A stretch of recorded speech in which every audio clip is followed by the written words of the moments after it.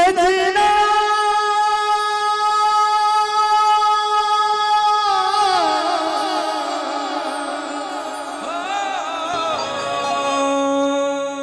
कि सजना हमारा दिल में समा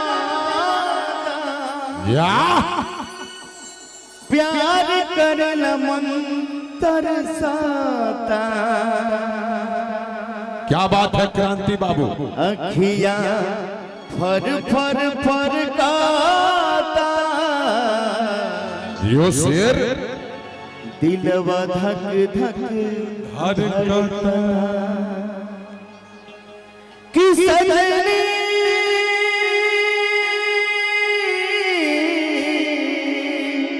आराम से सजनी भरला बहिया में हमके प्यार करला मन तरसता।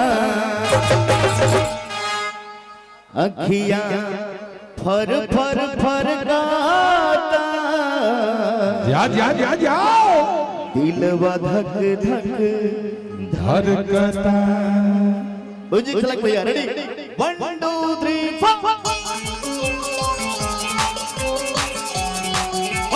वाह वाह वाह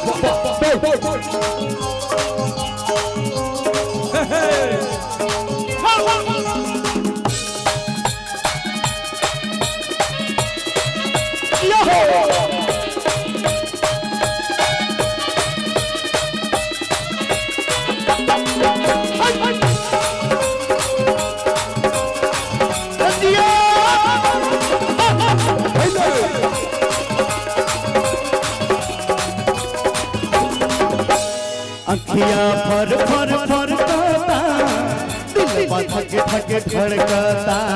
अखियां फर फर फरकाता दिलवा धक धक धड़कता। सजना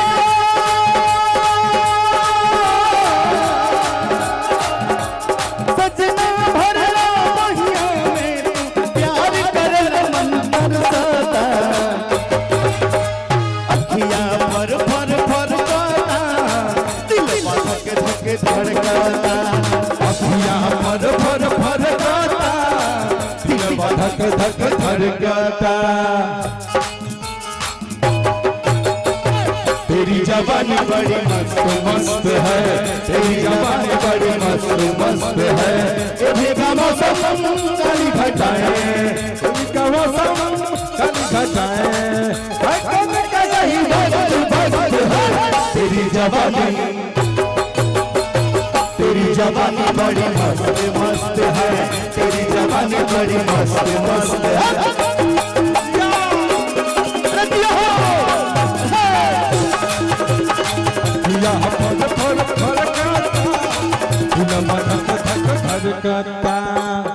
गाना के आगे भाव लगा कैसे? ओठ के लाली कान के बाली पिया पिया कहाता।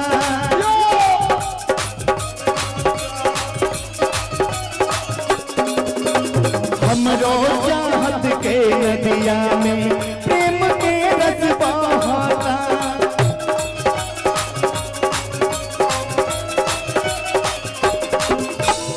आस मिलन के पूरा कादत, आस मिलन के पूरा कादत, खुशी के बदरा बरसाता।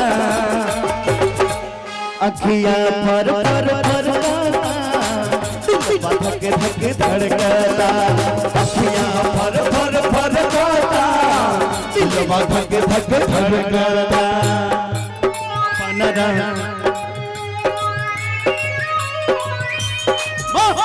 या बाबा टीपू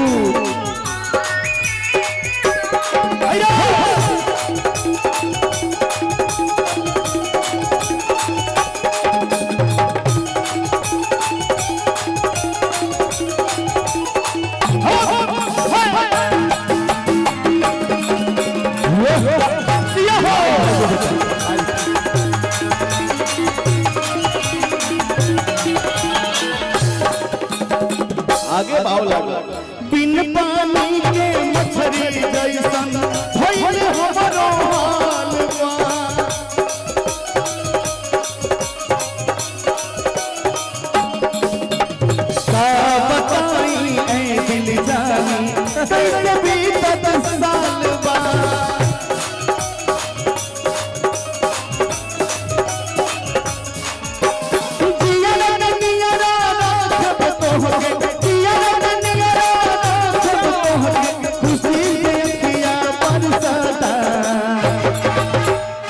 अखिया फर फर फर गाता दिल धक धक धड़कता अखिया फर फर फर गाता दिल धक धक धड़कता।